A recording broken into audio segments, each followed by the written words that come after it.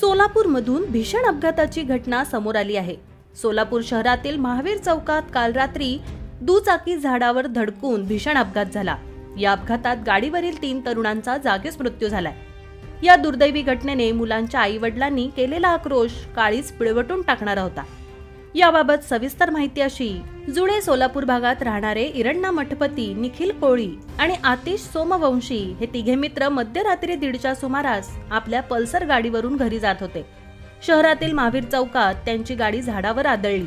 ही धडक इतकी भीषण होती की तिघेही जण गाडीवरून लांब उडून पडले।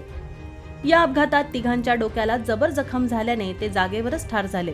दुर्दैवी बाब म्हणजे यामधील इरण्णा मठपती या तरुणाचा वाढदिवसही होता।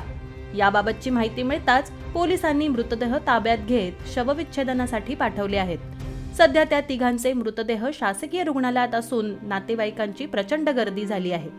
मृत तरुणांचे कुटुंबीय आणि नातेवाईकांचा आक्रोश काळीच पिळवटून टाकणारा असून या घटनेने परिसरात हळहळ व्यक्त केली जात आहे। दरम्यान रविवारी रात्री अहमदनगर पासून भीषण अपघाताची घटना समोर आली होती। भरधाव वेगात जाणाऱ्या कंटेनरने 2 दुचाकींना पाठीमागून धडक दिली।